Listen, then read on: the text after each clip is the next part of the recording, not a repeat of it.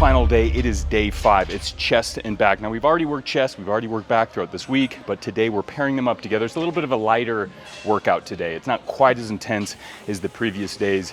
It's really just getting that kind of extra work in those bigger muscle groups like the chest and back. And we're starting off with a superset naturally. We got rack pulls right onto the floor press.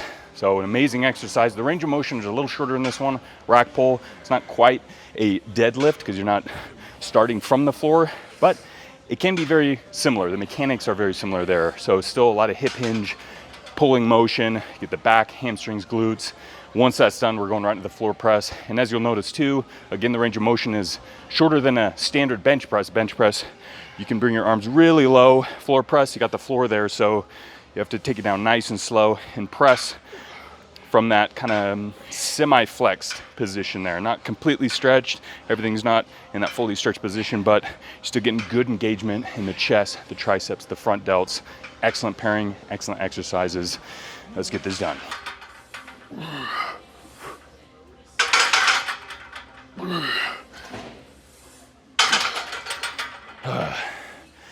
And you'll notice that I'm gonna be going down in weight on the floor press. My chest isn't quite up to par in strength in my back. So dropping it down a little bit, making sure I get those right reps. Ooh.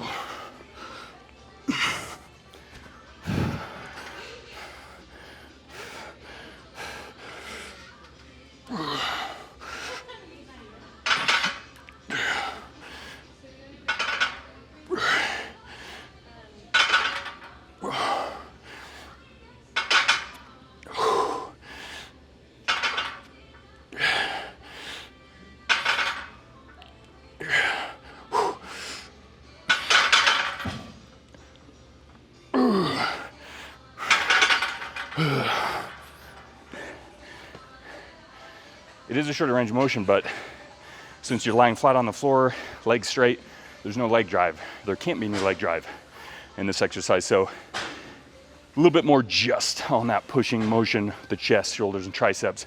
So it can feel a little bit more difficult, even though your range of motion is shorter. I really like the floor press as well because for a lot of people, myself included, that particular range of motion in the standard flat bench press can be a real sticking point. So by doing the floor press, you're focusing really on that range of motion when a lot of people find, uh-oh, I'm struggling, I can't get it the rest of the way. And it's been very helpful for me to improve my numbers and my overall weight on the standard bench press. Okay, we're moving on to some unilateral exercises. We're gonna begin with a unilateral back exercise, doing the single arm rows. We're doing 10 reps on one side, following 10 on the other, and then we're following that up with the single arm flat dumbbell press. So not only are these great to work on asymmetrical issues, it's also really great for core stabilization because it's gonna use a lot of stability in performing these workouts. So we're getting a lot of bang for the buck here. We're doing them back to back, not a superset this time, but regardless, still two very difficult exercises when paired back to back.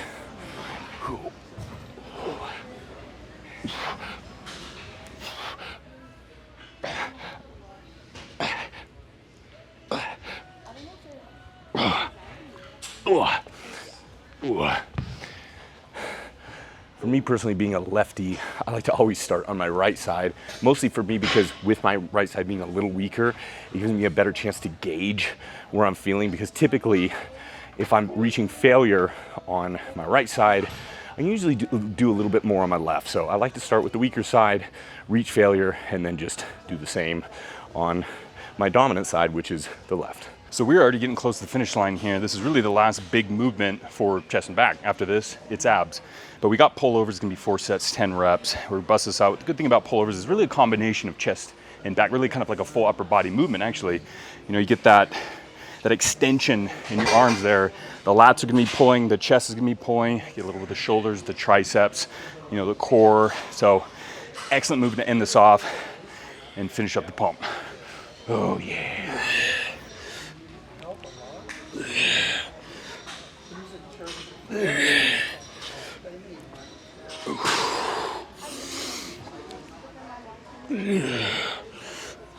Oh yeah. Let's say one of our favorite movements. It feels so good. That good stretch. All those muscles just engaging and activating and contracting. You can feel it through the screen, can't you? Do you hear that sound? That is your muscles crying out in joy because you just finished stage 3 of the Buff Dudes Hypertrophy Plan. And we have 2. So my muscles are saying, thank God. But then we have stage 4, which is even more brutal. So again, I'm gonna repeat what I've been saying through this entire stage. Rest, recover, make sure you're getting your nutritional needs because you're probably gonna be needing more than you think you do. And we hope you enjoyed this stage. We'll see you next time for the toughest yet, but the most rewarding, stage 4.